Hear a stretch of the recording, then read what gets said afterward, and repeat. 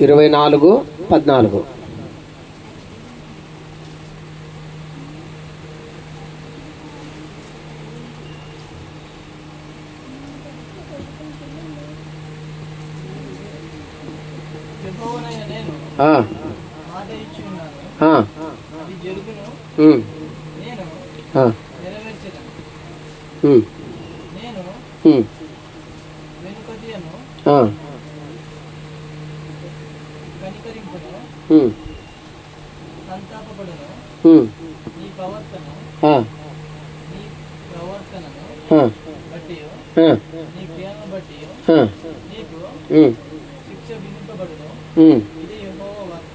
చాలండి.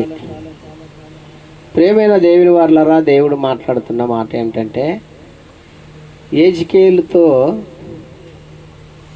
దేవుడు మాట్లాడుతున్నాడు.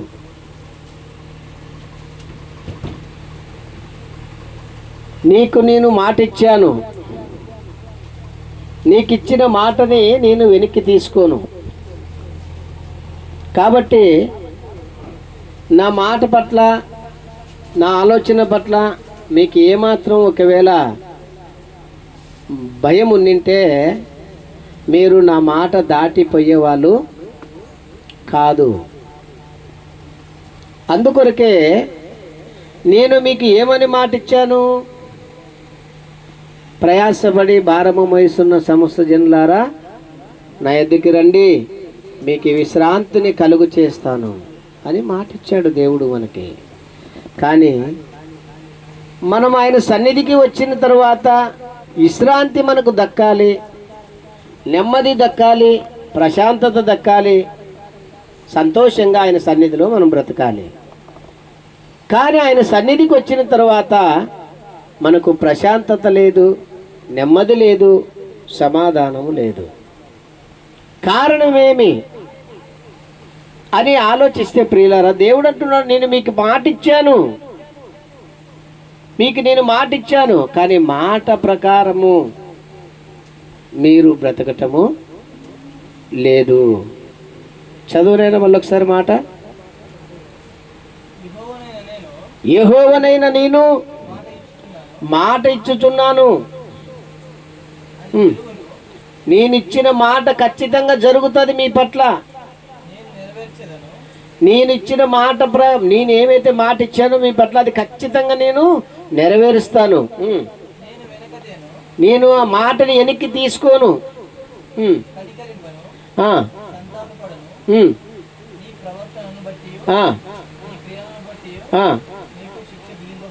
చాలండి. నీ ప్రవర్తన బట్టి, నీ క్రియలను బట్టి నీకు శిక్ష విధింపబడును. ఎందుకంటే ప్రేమైన దేవుని వాళ్ళరా, ఎవరైనా ఏదైనా మనకి మంచి చేయాలంటే ఎప్పుడు చేస్తారు చెప్పండి? ఎవరైనా మంచిది చేయాలంటే మన మంచితనం చూసి చేస్తారా, చెడ్డతనం చూసి చేస్తారా? మన మంచితనం చూసి మనకి సహాయం చేస్తారు. మనలో చెడ్డతనం ఉందనుకోండి, ఎవరైనా సాయం చేస్తారా? వాడు చెడ్డోడు, వాడికి ఏంటికి సాయం చేయాల? వాడు వినేటోడు కాదు, మాట ఎంత చెప్పిన మాట వినేటోడు కాదు, మాట మీద ఉండేటోడు కాదు, మాట మీద బతికేటోడు కాదు అని మనసులుగా మనమే ఏదైనా మనము సహాయం చేయాలనుకున్నప్పుడు, అమ్మా తర్వాత తీసుకోండమ్మా, మీకు నేను వారం ఒకటి విషయం ఏం చెప్తానంటే, మన సంఘంలో మనం అందరూ కూడా చదువుకున్న వాళ్ళే ఉన్నాం, నాతో మొదలుకొని. ఏమండి, మన సంఘంలో మనమంతా చదువుకున్న వాళ్ళే ఉన్నాం. ఇప్పుడు చదువుకున్న వాళ్ళు సారిసారికి బైబిల్ తీసినాం అనుకోండి, మనకు దాంట్లో ఏం కనబడుతుంది? అక్షరాలు తప్ప ఏ అర్థము కానరాదు. ఒకవేళ చదువుకుంటే అక్షరాలలో ఉన్న అర్థము మనకు గుర్తవుతుంది. కాబట్టి నేనేమంటానంటే, మీరు మాట వింటే ఆ మాట మీ మనసులోకి పోతుంది. బైబిల్ చూస్తే ఎక్కడ పోతుంది? మీ ఆలోచనలో బైబిల్ తిట్టే ఉంటుంది. మాట ఎక్కడ పోతుంది? బయటికి పోతుంది. కాబట్టి నేనేమంటానంటే, వినండి. దేవుడు ఏమన్నాడు?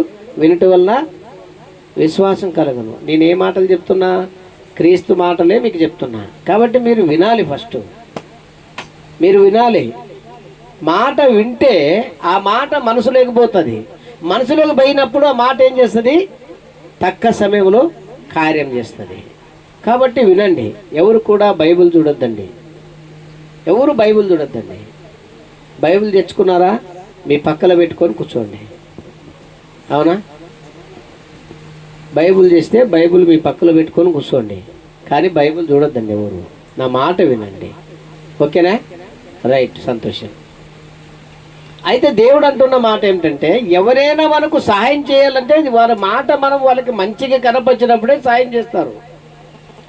చెడ్డగా ఉన్నప్పుడు, ఎదురు ఉన్నప్పుడు, కోపంగా ఉన్నప్పుడు ఎవరైనా సాయం చేయాలనుకుంటే ఆ వ్యక్తికి సాయం చేయలేరు. ఎందుకంటే ఫస్టే కోపస్తుడు. మనకి ఏమైనా ఇచ్చినామంటూ మళ్ళీ అడిగితే నాతో కొట్లాడతాడు. ఫస్ట్ వాడు చెడ్డోడు. మనకి ఏమైనా ఇచ్చినామనుకో మళ్ళీ ఇచ్చింది అడిగకపోతే కిరికిరి చేస్తాడు. ఎందుకు లేపో అనే విషయంలోని మనసులుగా మనమే మన ఎదుట ఎవరైనా చెడ్డోలుగా ప్రవర్తిస్తే మాట వినుకోకుంటే మనం ఏం చేస్తాం? సహాయం చేయాలనే మనసు మనకి రాదు. మంచిగా ఉంటే, మాట మీద ఉంటే, తగ్గించుకొని ఉంటే, ప్రేమతో ఉంటే పర్లేదప్ప పిల్లోడు మాట మీద ఉన్నాడు, తగ్గించుకొని మంచిగా వందనము, మంచిగా అన్ని రకాలుగా పర్వాలేదు పిల్లోడు అని ఏమన్నా ఎప్పుడన్నా ఎవరన్నా సహాయం చేయాలనుకునే మనసు పుట్టినప్పుడు సహాయం చేయగలడు. కానీ దేవుడు అంటున్న మాట ఏమిటంటే, మీకు నేను మాట ఇచ్చాను, ప్రయాసపడి భారం వహిస్తున్న సమస్త జనులారా నా ఎద్దుకు రండి, మీకు విశ్రాంతిని కలుగు చేస్తానని మాట ఇచ్చాను. కానీ విశ్రాంతి పొందుకుంటానని ఇస్తానని మాట ఇచ్చాను, కానీ మీరు విశ్రాంతి పొందుకోలేకపోతున్నారు. నా సన్నిధిలో నెమ్మది పొందుకోలేకపోతున్నారు, సమాధానంగా ఉండలేకపోతున్నారు. కారణం ఏమి అంటే, చదువునైనా కారణం ఏమిటంటే, లేదు ఫస్ట్ అంటే చదువు.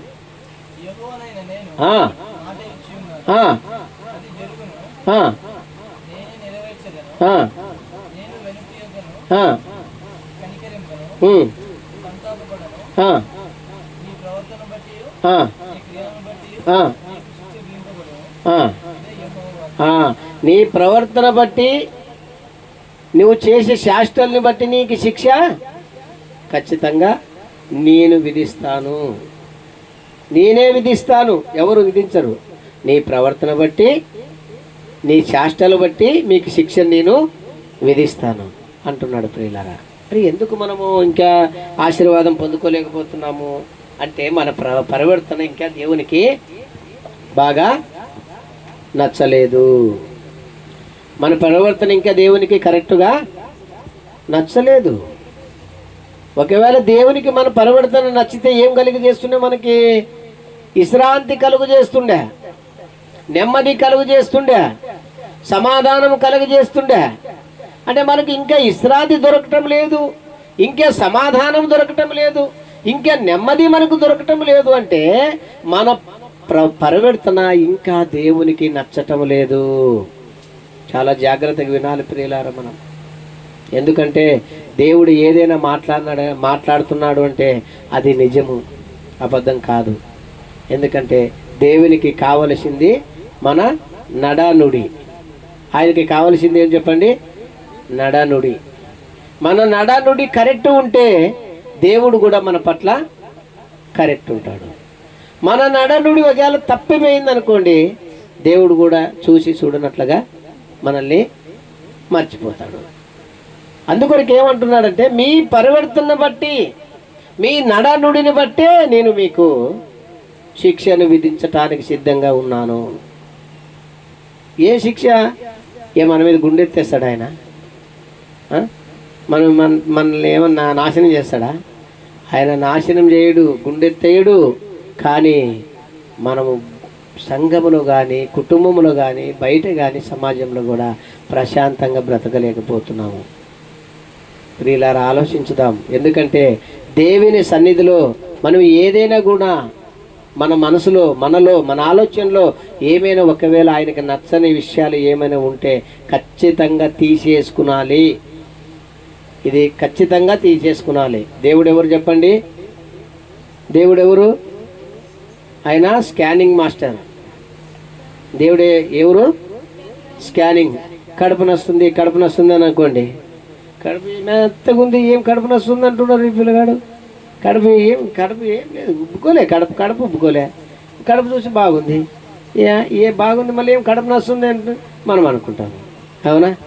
అయితే కడుపులో ఏమి నొప్పి ఉందో మనకి ఎప్పుడు గుర్తవుతుంది? స్కానింగ్ చేసినప్పుడే ఏమి నొప్పింది గుర్తవుతుంది. అలాగా దేవుడు స్కానింగ్ మాస్టర్. ఆయన స్కాన్ చేసేవాడు. మన ఆలోచనలో ఏ ప్రాబ్లమ్స్ ఉన్నాయి, మన కడుపులో ఏం ప్రాబ్లమ్స్ ఉన్నాయి, మన తలంపుల్లో ఏ ప్రాబ్లమ్స్ ఉన్నాయి, మన నడనుడిలో ఏ ప్రాబ్లమ్స్ ఉన్నాయి, ఇవన్నీ కూడా దేవుడు క్యాన్ చేసేటోడు. ఆయన క్యాన్ చేసినప్పుడు మనం ఎవరు కూడా దాచిపెట్టుకోలేము. స్కాన్ చేసినప్పుడు ఏ రోగం అన్న దాగుతుందండి? దాగదు. మళ్ళీ అలాంటప్పుడు మరి ఇంకా ఆయన రోగానికి తగ్గట్టుగా మందు ఇవ్వాలా, మిగియకూడదా? రోగం తగ్గట్టుగా మందిస్తే బాగా అవుతుంది. ఇప్పుడు మందిస్తున్నాడు, మనకేమంటున్నాడు? మీ చెడుతనమును బట్టి మీకు శిక్ష విధింపబడుతుంది, మీ దోషమును బట్టి మీకు శిక్ష విధింపబడుతుంది. మీ నోటి మాటను జాగ్రత్తగా కాపాడుకోండి. నాలుక నోరు ఇచ్చింది దేవుడు బూతు మాట్లాడటానికి కాదు. నాలుక ఇచ్చింది, నోరు ఇచ్చింది, స్వరం ఇచ్చింది, శబ్దం ఇచ్చింది బూతు మాట్లాడటానికి కాదు. ఏం మంచి మాట్లాడాలి. మీకు దేవుడు సూపు ఇచ్చింది చెడ్డ సూపు చూడటానికి కాదు.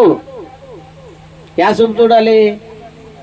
మంచి సూపు చూడటానికి దేవుడు చూపించినాడు. మీకు చెవులు ఇచ్చింది చెడ్డ వల్ల వినటానికి కాదు. యా వినాలి? మంచివే వినాలి. మీకు ఆలోచన ఇచ్చింది చెడ్డ వల్ల చెడ్డ దాంట్ల గురించి ఆలోచించేయటానికి కాదు. ఏంటికి ఇచ్చినాడు ఆలోచన? మంచి ఆలోచనలు చేయాలి. మంచి ఆలోచనలు చేయటానికి ఆలోచన ఇచ్చినాడు దేవుడు. ఇవన్నీ మన అవయవాలన్నీ కూడా దేని కొరకు వాడబడుతున్నాయి అంటే చెడ్డ దానిల కొరకే వాడబడుతున్నాయి. చెడ్డ తినాలంటే చెవులు ముందుగానే ఉంటాయి, చెడ్డ సూపు చూడాలంటే సూప్ ముందుగానే ఉంటుంది, చెడ్డది మాట్లాడాలంటే నోరు ముందుగానే ఉంటుంది, చెడ్డది ఆలోచించాలంటే మన ఆలోచనలు ముందుగానే ఉంటాయి, చెడ్డగా నడవాలంటే మన కాళ్ళు ముందుగానే సిద్ధంగా ఉంటాయి. దేవుడు అవయాలు ఇచ్చిందన్నీ కూడా పవిత్రంగా కాపాడుకోవటానికి. పవిత్రంగా కాపాడుకోకున్నట్టుగా మీరు ఈ అవయాలన్నీ కూడా అశుద్ధమైన కార్యాలకి ఒకవేళ వాడబడితే దేవుడు అంటున్నాడు, మీ దోషములను బట్టి మిమ్మల్ని ఖచ్చితంగా నేను ఎవరు శిక్షించకపోయినా, ఎవరు మిమ్మల్ని దండించకపోయినా, ఎవరు మిమ్మల్ని భయపెట్టకపోయినా నేను మాత్రం ఖచ్చితంగా మిమ్మల్ని నేను శిక్షిస్తాను అన్నాడు దేవుడు. ఇంకా దేవుని నుండి మనం తప్పించుకునేకైతుందా ప్రియులారా? మనుషుల నుండి తప్పించుకోవచ్చు. సల్మాన్ కొడతాడంటే కొడుకు రాజేష్ గారిని సల్మాన్ వచ్చి నాకు చెప్పచ్చు, పెద్దప్ప మా నాయన కొడతాడని చూడు పెద్దప్ప అంటే నన్ను తప్పిగలను. అవునా? ఎవరైనా మనల్ని ఎవరైనా మనల్ని కొట్టడానికి వచ్చినారంటే ఎవరికైనా మంకాలకు పోయి అయ్యా వాళ్ళు ఎవరో మమ్మల్ని కొట్టేకి వచ్చినారు చూడయా అని చెప్తే వాళ్ళనింటే మనం తప్పించుకోగలము. కానీ దేవుడే మనల్ని కొడతానంటే దాన్ని తప్పించే ఎవరి శాతం అవుతుందా? భూమి మీద ఎవరి శాతనన్నా అవుతుందా? ఎవరి శాత కాదు ప్రియులారా. అందుకొరకు అంటున్నాడు దేవుడు, మీ దోషములను బట్టి నేను ఖచ్చితంగా మిమ్మల్ని శిక్షిస్తాను, మీరు ఖచ్చితంగా మేలుకోండి, ఖచ్చితంగా మేలుకోండి. మీరు జాగ్రత్త కలిగి ఉండండి, మీరు జాగ్రత్త కలిగి బతకండి, జాగ్రత్త కలిగి జీవించండి. మళ్ళీ నేను శిక్షించిన తర్వాత మీరు ఎన్ని తండ్లైనా కూడా మీరు వాపస్ తీసుకోను అంటున్నాడు. చూడండి అక్కడ దేవుడు ఏమంటున్నాడు, చదువునైనా మళ్ళీ ఒకసారి ఆ మాట. యెహోవానైన నేను మాట ఇచ్చినాను, మిమ్మల్ని శిక్షిస్తానని మాట ఇస్తున్నా, అది ఖచ్చితంగా జరుగుతుంది. నేనే దాన్ని మాట ఇచ్చి నేనే నెరవేరుస్తుందండి.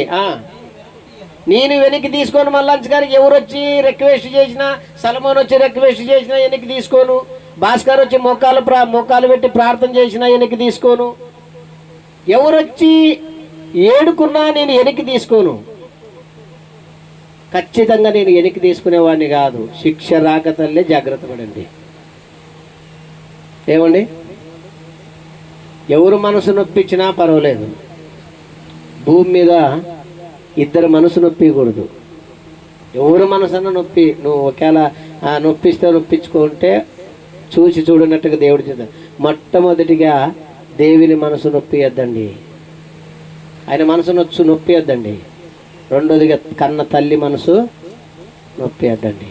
వారిద్దరు మనసు నొప్పిస్తే వారికి ఎక్కడ పోయినా క్షమాపణ లేదు, ఎక్కడ పోయినా వారికి ఆశీర్వాదం లేదు. కాపాడేది ఎవరు చెప్పండి? దేవుడు. నిన్ను పోషించి పెద్దగా చేసింది ఎవరు చెప్పండి? కన్న తల్లి. కన్న తల్లి మనసు ఎప్పటికీ నొప్పించదండి ఎవరు. ఆయమ మనసు దుఃఖ పెట్టద్దండి. దేవుడు మిమ్మల్ని క్షమించడు. దేవుడు మిమ్మల్ని పోషిస్తూ కాపాడుతూ ఆదరిస్తున్న దేవుని మనసుని మీరు దుఃఖ పెట్టద్దండి. ఆయనకి వ్యతిరేకంగా తప్పులు చేయొద్దండి. ఆయనకు వ్యతిరేకంగా ఆలోచన చేయొద్దండి. ఆయనకి వ్యతిరేకంగా ప్రవర్తించద్దండి. ఆయన మనసు నొచ్చుకున్నాడు అనుకో, మరి ఆయన శిక్షకి మనం తట్టుకోలేము. అందుకొరకే నేను వెనక్కి తీసుకోను, మళ్ళా నేను వెనక్కి తీసుకునేవాడిని కాదు. జాగ్రత్త పడండి, మెలకుగా ఉండండి ప్రేమైన దేవుని వాళ్ళారా. ఎందుకంటే మనం పేదవాళ్ళం. మనకు ఒక పూట వ్యాపారం పోతేనే మన పొట్ట నడిచేది కష్టం, అవునా? తల్లి పిల్లలందరూ కష్టపడితేనే మన కుటుంబం నడిచేది కష్టము. అంత కఠిన పరిస్థితిలో బ్రతుకుతున్నాం మనము. ఒకవేళ దేవుని శిక్ష మన మీదకి వస్తే మనం తట్టుకోగలమా చెప్పండి? జరగరాంది ఏమన్నా జరిగితే మనం కోలుకోగలమా చెప్పండి? కోలుకోలేం ప్రియులారా. మొన్ననే మనం గోవింద కుమారుని విషయంలో మనం చూసినాం. నవోదయకి వేసుకుపోయినారు. ఆడ డబ్బులు చూపించే డబ్బులు లేవు. ఆడేసినారు, మళ్ళా రిమ్స్లో వేసినారు. రిమ్స్లో ఏమన్నా కోలుకుంటాడని చూసుకుంటే అక్కడ కూడా కోలుకునే ప్రసక్తి లేదు. కారణం ఏం చెప్పండి? చిన్న వయసులో చేయరాని శాస్త్రలు, చిన్న వయసులోనే చేయరాని శాస్త్రలు, వయసులోనే పడరాని పడవాట్లు, చిన్న వయసులోనే తల్లిదండ్రులను దుఃఖపెట్టడము, తల్లిదండ్రులను కొట్టటము, తల్లిదండ్రులను హింసించటము, ఇవన్నీ కూడా చేయకూడదు. అవి దేవునికి విరోధమైన పనులు, దేవునికి నచ్చని పనులవు. అందుకొరకే దేవుడు అంటున్నాడు, తర్వాత నేను శిక్షిస్తే, చదువునాను మళ్ళొకసారి మాట,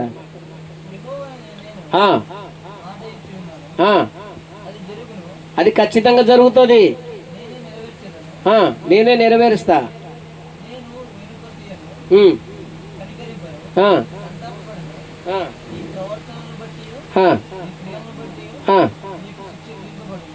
చాలు. నీ ప్రవర్తన బట్టి, నీ క్రియలు బట్టే నీకు శిక్ష విధించిన తర్వాత నేను కనికరించను. కనికర మనసు ఇప్పుడే నాకే. ఎప్పుడుంది కనికర మనసు? నువ్వు జాగ్రత్త పడి నా మాటలు ఇప్పుడు చెప్తున్నాడు కదా, దేవుని సేవకుడు చెప్తున్నాడు కదా, దేవుని సేవకుడు మీకు చెప్తున్నాడు కదా ఈ మధ్యాహ్న కాల సమయంలో. ఇప్పుడు జాగ్రత్త పడు, ఇప్పుడు తెలుసుకోండి. ఇప్పుడు జాగ్రత్త పడండి. ఒకవేళ తప్పులు చేసినారా విడిచిపెట్టండి. చెడ్డ ఆలోచన చేసినారా విడిచిపెట్టండి. చెడ్డ చూపు చూసినారా విడిచిపెట్టండి. బూతు మాట్లాడినారా విడిచిపెట్టండి. ఇప్పుడు జాగ్రత్త పడండి. ఇప్పుడు అవకాశం ఉంది, ఇప్పుడు జాగ్రత్త పడండి. తర్వాత నేను మల్లాంచకారికి వెనక్కి తీసుకునేటోని కాదు. ఆలోచించండి ప్రియులారా. మీ దగ్గరికి రావాలంటే నేను రాత్రి 11 గంటలకి యాదగిరికి వచ్చినాను. 4 గంటలకు లేచి అక్కడ పోయినాం పాపం చూసేకి. మళ్ళీ అక్కడల్లా కార్యక్రమం చేసుకొని మళ్ళీ రాత్రి 11 గంటలకి యాదగిరి స్టేషన్ దిగి పండుకొని మళ్ళీ పొద్దున 4 గంటలకి లేచి నీళ్ళు పోసుకొని రెడీ అయ్యి అట్లే నిద్ర ఉన్నా అట్లే సుస్తైనా కూడా మళ్ళా మీ దగ్గరికి వచ్చినాను. అయితే ప్రియులారా ఆలోచించండి. దేవుని మాటలు మీ దగ్గరికి వచ్చి చెప్తున్నాడంటే దేవుడు హెచ్చరిక పడాలి. మనం పేదవాళ్ళము, మనం చాలా ఇబ్బందులలో ఉన్నాము. ఆయన కనికరం పొందుకునాలి, ఆయన ప్రేమను పొందుకునాలి, ఆయన దయను పొందుకునాలి. ఎట్లయితే ఆయన మమ్మల్ని ఆదరిస్తాడు, ఎట్లయితే ఆయన కాపాడుతాడు, ఆయన మనసును కరిగించాలి. ఆయన మనసును మనం కరిగించి ఆయనతోనే ఏదైనా లాభాలు పొందుకున్నాలి. కానీ ఆయనకి వ్యతిరేకంగా మనం బ్రతుకుతూ ఆ లాభాలు పొందుకున్నాలంటే అది సాధ్యం కాని పని ప్రియులారా. నా మాట వినుకోకుండా నా సాయం కోరితే నేను ఇస్తానా? నేనే చెప్పు, మనిషిని నేనే ఉండాలి. నా మాట వినుకోకుండా నాకే